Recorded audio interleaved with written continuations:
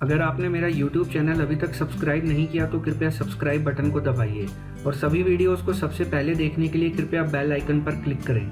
नमस्कार दोस्तों, आपके अपने YouTube चैनल में मैं आपका बहुत बहुत स्वागत करता हूं। आज के इस वीडियो में हम चर्चा करेंगे ऐसे 7 सुझावों की जो आपको पैसा बचाने में मदद करेंगे। आपने कई लोगों को सुना होगा, यार मेरी तो सैलरी ही नहीं बचती, या मेरे पैसे ख़त्म हो जाते हैं, मेरी कोई सेविंग्स नहीं है, मैं पैसे कैसे बचाऊं, मेरा खर्चा बहुत ज़्यादा है। ये एक बहुत कॉमन प्रॉब्लम है। आपने लोगों को देखा होगा कि लोग अपनी इनकम बढ़ाने के लिए ज़्यादा फोकस करते हैं, ना कि पैसा बचाने के लिए। मैं ये नहीं कह रहा कि आप अपनी इनकम बढ़ाने के बारे में ना सोचें। आप हमेशा अपनी इनकम को बढ़ाने के बारे में सोचिए, उसको दुगना करिए, चौगुना करिए, 10 गुना करिए, लेकिन साथ में पैसा बचाना भी बहुत ज़रूरी है। अंग्रेज़ी में एक कहावत है कि अ रुपी सेव्ड इज़ रुपी अर्नड। इसका हिंदी में ये मतलब है कि अगर आपने 1 रुपया सेव किया तो वो आपने 1 रुपये की जैसे कमाई की है। तो अगर आप 100 रुपये बचाएंगे तो इसका मतलब आपने 100 रुपये की कमाई की है।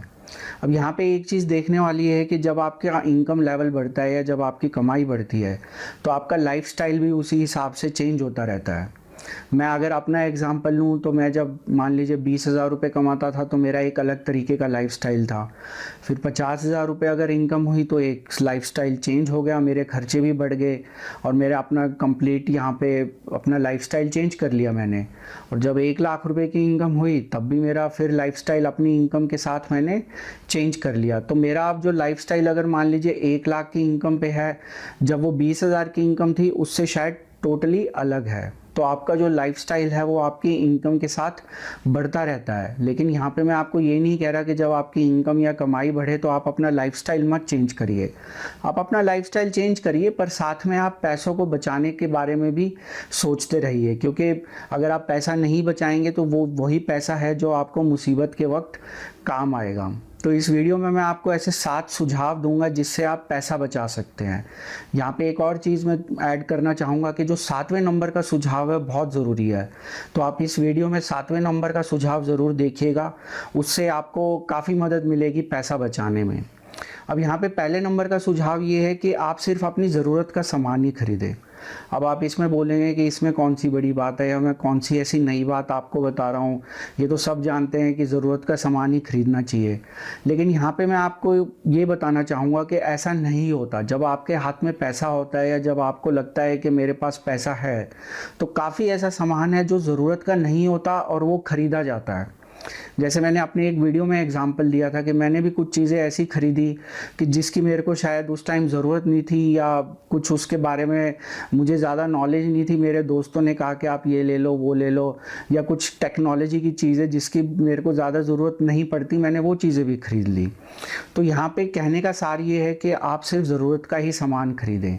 अब यहाँ पे अगर आप कैसे पता लगाएंगे कि ये सामान ज़रूरत का है या नहीं है, तो यहाँ पे एक जो बेसिक थंब रूल मैंने पहले भी अपने एक वीडियो में बताया था कि आपको जो सामान चाहिए अगर वो ज़्यादा वैल्यू का है तो आप वो 1 महीना रुक जाइए। आप ये देखिए कि उस 1 महीने में आपको उस सामान की ज़रूरत पड़ती है या नहीं पड़ती। अगर 1 महीने में उसकी आपको नहीं ज़रूरत पड़ी, इसका मतलब आपको वो सामान नहीं चाहिए। और दूसरा, यहाँ पे आप एक और चीज़ देख सकते हैं कि उस सामान की आपको कितनी फ्रीक्वेंसी पे ज़रूरत पड़ने वाली है। मान लीजिए आज मुझे ज़रूरत है, जैसे मैं एक एग्जांपल दूं, मैंने एक ड्रिलिंग मशीन खरीद ली। अब ड्रिलिंग मशीन क्या है कि मुझे उस टाइम ज़रूरत थी क्योंकि मुझे 5-6 जगह ड्रिलिंग करनी थी। लेकिन अगर वो 3,000 रुपये की ड्रिल मशीन लेने की बजाय मैं किसी इलेक्ट्रीशियन को बुला के वो 50 रुपये दे के ड्रिल करवा लेता तो मेरा काम यहाँ पे 4 जगह जहाँ ड्रिल करवानी थी वहाँ 200 रुपये में हो जाता। अब वो ड्रिलिंग मशीन मेरी 2.5 साल से वैसी की वैसी ही पड़ी है और कभी ज़रूरत नहीं पड़ी उसकी। तो आप ये देखिए कि जो सामान आप ले रहे हैं, एक उसकी आपको कितनी फ्रीक्वेंटली ज़रूरत पड़ सकती है, दूसरा क्या उसकी आपको ज़रूरत है या नहीं है। तो उसी बेसिस पे आप डिसाइड करें कि आपको कौन सा ज़रूरत का सामान खरीदना है। इससे आप पैसे की काफ़ी बचत कर सकते हैं अगर आप इस तरह से सोचना शुरू करेंगे तो। दूसरा पॉइंट है कि आप ऑनलाइन शॉपिंग करें। ऑनलाइन मैंने देखा है कि काफ़ी चीज़ें सस्ती मिलती हैं यहाँ पे नॉर्मल दुकान के मुकाबले। अभी एक छोटा सा एग्जांपल मैं आपको बताऊंगा। मुझे एक अडेप्टर चाहिए था वहाँ पे, तो वो अडेप्टर जो ऑनलाइन मुझे 250 रुपये का मिल रहा था, मैं एक शॉप से लेने गया क्योंकि मुझे ये पक्का नहीं पता था कि यही वाला लगेगा या कोई दूसरा अडेप्टर लगेगा। शॉप से मैंने वही अडेप्टर 400 रुपये का लिया। तो अब यहाँ पे 150 रुपये मेरे वेस्ट हो गए, या आप ये कह लीजिए कि मैं वो बचा सकता था अगर मैं ऑनलाइन शॉपिंग करता। इसी तरीके से मैंने एक मेमोरी कार्ड खरीदा जो कि एक दुकान के ऊपर 1,500 रुपये का था, पर ऑनलाइन मुझे वो 1,000 रुपये का मिला। तो ऑनलाइन शॉपिंग करने से आप काफ़ी पैसे बचा सकते हैं। मैंने अपनी काफ़ी छोटी बड़ी चीज़ें ऑनलाइन खरीदी हैं, जैसे मैंने अपना लैपटॉप ऑनलाइन खरीदा था। दुकान के ऊपर यही लैपटॉप 33,000 रुपये का था, लेकिन ऑनलाइन मुझे 25,000 रुपये का मिला। तो यहाँ पे मैंने 8,000 रुपये की सेविंग्स की। तो दुकान में जहाँ 33 का था वो 25,000, मतलब 8,000 रुपये काफ़ी बड़ा अमाउंट है अगर आप देखा जाए, तो वो काफ़ी पैसे की बचत है ऑनलाइन शॉपिंग में। तो इसलिए मेरा ये सुझाव है कि आप कोई भी चीज़ खरीदें, आप ऑनलाइन ज़रूर उसका रेट चेक करें। अगर आप ऑनलाइन नहीं भी खरीद रहे हैं तो दुकान पे जाके ऑनलाइन वाले रेट के ऊपर नेगोशिएट करें।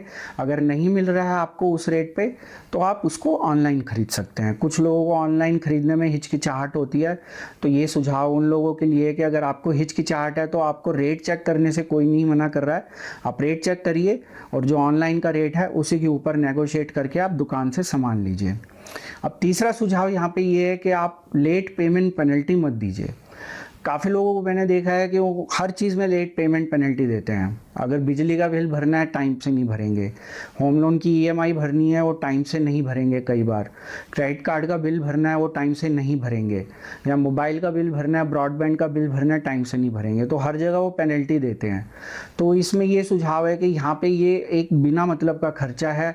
आप अपना, अगर आपको याद नहीं रहता कि आपको बिल पे करना है, या आपको ये नहीं ध्यान में रहता कि आपके बिल पेमेंट की डेट आ गई है, तो आप उसके अंदर ईसीएस की फैसिलिटी ले सकते हैं, या बिल पेमेंट सर्विसेज हैं काफ़ी ऑनलाइन जो नेट बैंकिंग के थ्रू आप अनेबल कर सकते हैं। आपका बिल की पेमेंट ऑटोमेटिकली डिडक्ट हो जाएगी।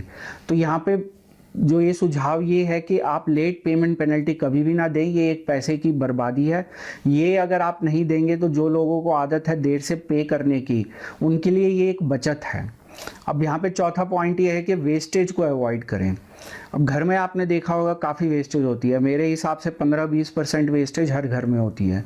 जैसे खाने का सामान वेस्ट हो जाता है, या अगर घर में बच्चे हैं तो आपकी बिजली चलती रहेगी, एक कमरे में बच्चे बैठे हैं, दूसरे कमरे में एसी चलता रहेगा, कोई ध्यान नहीं देता कि उसको बंद करना है।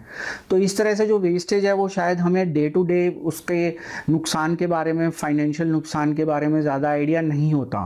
पर अगर आप एक कैलकुलेशन लगाएंगे तो आप ये देखेंगे कि आप 5 से 10% इसमें बचत कर सकते हैं अगर आप इन सब चीज़ों का ध्यान रखें। मैं ये बिल्कुल नहीं कह रहा कि आप वेस्टेज को 0% कर सकते हैं, 0% हो भी नहीं सकती, लेकिन उसको बिल्कुल मिनिमम करने की कोशिश करिए। सामान उतना खरीदिए जितना ज़रूरत है। कई लोग होते हैं वो महीने का सामान एक साथ ले आते हैं, या हफ्ते की सब्जियां एक साथ ले आते हैं, उसमें आधी सब्जियां खराब हो जाती हैं। तो यहाँ पे आप ये ध्यान रखिए कि आप उतना ही सामान लाएं जितना अगला 2 या 3 दिन में आप उसको यूज़ कर सकें। तो ये कंपनीज़ की स्ट्रैटेजी होती है कि आपको बड़ा पैक बेचेंगे, आपको जहाँ 250 ml की ज़रूरत है वहाँ पे 1 लीटर की चीज़ बेचेंगे। तो ये भी यहाँ पे एक तरीके से वेस्टेज है, क्योंकि आप अपना पैसा ब्लॉक करके रख रहे हैं वहाँ पे। तो आप यहाँ पे वेस्टेज को काफ़ी कम करिए, आइडेंटिफाई करिए कि घर में कहाँ कहाँ वेस्टेज हो रही है।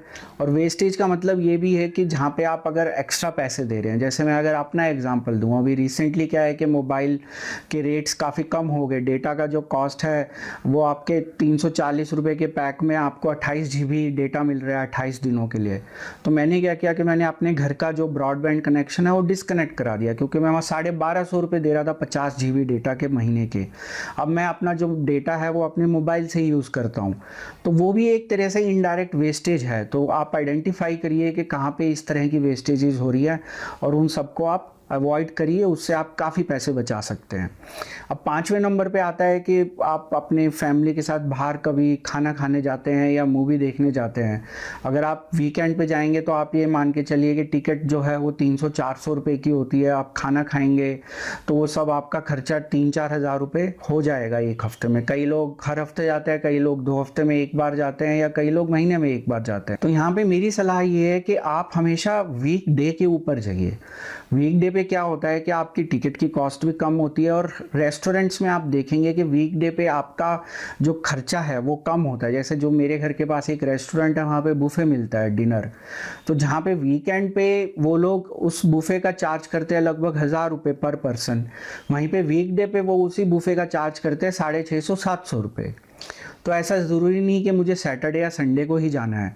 अगर मैं मंडे, ट्यूसडे या वेडनेसडे को जाऊं तो मैं यहाँ पे 30% तक पैसों की सेविंग्स कर सकता हूँ। तो इस तरीके से आप वीकेंड की जगह अगर वीकडे पे बाहर खाना खाने जाएंगे या मूवी देखने जाएंगे तो उससे भी आप काफ़ी पैसे बचा सकते हैं। अब यहाँ पे पॉइंट नंबर 6 है लग्जरी जो स्पेंड होता है किसी भी घर में। अब लग्जरी स्पेंड ये होता है कि मान लीजिए मेरे पास अभी 32 इंच का एलईडी टीवी है और घर में बच्चों की डिमांड है या वाइफ की डिमांड है कि मैं 55 इंच का टीवी लूँ, जबकि हो सकता है मुझे ज़रूरत ना हो। तो वो लग्जरी है। या कोई इंटरनेशनल हॉलीडे या साल में 1 या 2 बार अगर आपको हॉलीडे पे जाना है तो यहाँ पे एक चीज़ का ध्यान रखिए कि जो लग्जरीज़ हैं उसके अंदर भी वो आप पैसा बचा सकते हैं। Luxuries can wait. कई लोग होते हैं कि इन सब चीज़ों के लिए लोन ले लेंगे, होम अप्लायंस के लिए लोन ले लेंगे, एलईडी टीवी लेना है उसके लिए लोन ले लेंगे, इंटरनेशनल हॉलीडे के लिए पर्सनल लोन ले लेंगे। तो ये जो लोन के ऊपर लेके आप लग्जरी चीज़ें खरीदते हैं या अपनी लग्जरी को पूरा करते हैं, ये एक बहुत गलत बात है। तो यहाँ पे क्या है कि लग्जरीज़ कैन वेट। मान लीजिए मेरे पास कार है, जैसे मैं अगर अपना एग्जांपल लूँ, मेरे पास छोटी वाली कार है। अभी सब लोग मुझे बोलते हैं कि मैं बड़ी कार ले लूँ, पर मुझे ऐसा लगता है कि वो लग्जरी है। उसके अंदर कार जो है वो आपको एक जगह से दूसरी जगह जाना है, वही आपको छोटी गाड़ी लेके जाएगी और वही आपको बड़ी गाड़ी लेके जाएगी। तो मैं यहाँ पे कोशिश करूँगा कि मैं पैसे उसके लिए सेव करूँ, ना कि मैं कोई कार लोन लूँ और उसके ऊपर बड़ी कार लूँ, क्योंकि उससे क्या है कि कार जो है वो एक डेप्रिशिएटिंग एसेट है, उसको लोन पे लेना मतलब समझदारी की बात नहीं है। और यहाँ पे मैं अपने पैसे भी बचाऊंगा इस तरीके से कि जो मेरी इंटरेस्ट है यहाँ पे ऑटो लोन का इंटरेस्ट है वो मेरा बच जाएगा। या फिर ऑल टुगेदर मैं ये डिसाइड करूंगा कि मुझे कार की ज़रूरत ही नहीं है, अभी नई कार की ज़रूरत नहीं है जब तक मेरी पुरानी कार ठीक ठाक चल रही है। तो यहाँ पे जो पॉइंट मैं आपको बताना चाहता हूँ कि जो लग्जरी परचेज़ हैं आप उनको आइडेंटिफाई करिए, उनको लेने की या उनको ख़रीदने की आपको कोई ऐसी इमरजेंसी नहीं होती, वो वेट भी कर सकती हैं। आप सही समय का इंतज़ार करिए। मान लीजिए आपको साल में बोनस मिलता है या मान लीजिए आपको साल में कुछ आपकी कोई मैच्योरिटी होती है किसी इन्वेस्टमेंट की या कहीं से आपको कोई पैसा आने वाला होता है, आप उन पैसों से आप वो लग्जरी आइटम परचेज कर सकते हैं और उस टाइम तक आप अपने सैलरी में से भी सेविंग्स करते रहिए। अब यहाँ पे सबसे इम्पॉर्टेंट टिप जो मैंने आपको शुरू में भी बताया था आती है 7वें नंबर की टिप, जो कि बहुत ज़रूरी है और बहुत इम्पॉर्टेंट है। ये टिप क्या बोलती है कि आप जो है खर्चा करने से पहले सेव करिए, ना कि खर्च करने के बाद सेव करिए। अब यहाँ पे मैं आपको एग्जांपल देता हूँ। मान लीजिए मैं 50,000 रुपये महीने कमाता हूँ, तो यहाँ पे क्या होता है कि पहले मैं पूरे महीने खर्चा करता रहता हूँ। मान लीजिए मेरे घर का खर्चा हुआ 47,000 रुपये।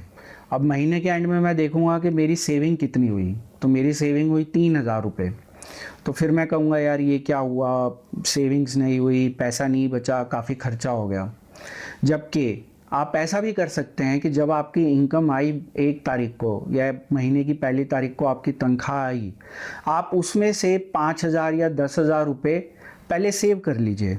अब आपके लिए खर्चे के लिए बचे, मान लीजिए आपने 10,000 सेव कर लिए, अब आपके खर्चे के लिए बचे 40,000।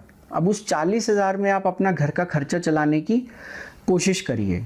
अब आपको लगेगा नहीं ये तो हो ही नहीं सकता, असंभव है।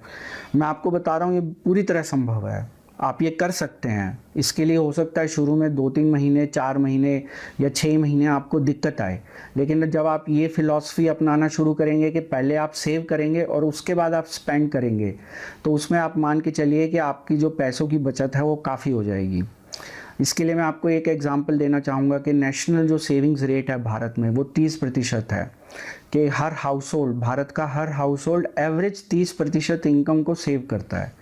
तो यहाँ पे अगर मान लीजिए 50,000 रुपये इनकम है, तो यहाँ पे मैं उसका 30% ज़रूर उसको सेव करूँ।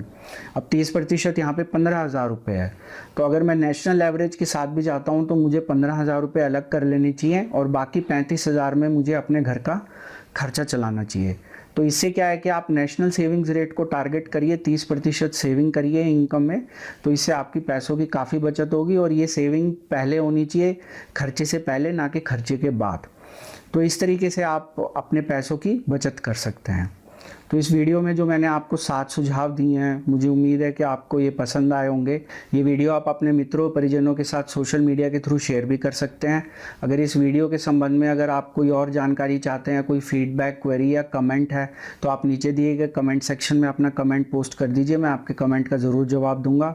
इस तरह जानकारी से भरपूर और ज्ञानवर्धक वीडियोज़ देखने के लिए आप मेरे यूट्यूब चैनल को भी सब्सक्राइब कर सकते हैं। सब्सक्राइब की ऑप्शन इस समय आपकी स्क्रीन पे विजिबल है, या नीचे दिए गए सब्सक्राइब बटन को आप क्लिक करिए। ये वीडियो देखने के लिए आपका बहुत बहुत धन्यवाद। अगर आपने मेरा YouTube चैनल अभी तक सब्सक्राइब नहीं किया तो कृपया सब्सक्राइब बटन को दबाइए और सभी वीडियोस को सबसे पहले देखने के लिए कृपया बेल आइकन पर क्लिक करें।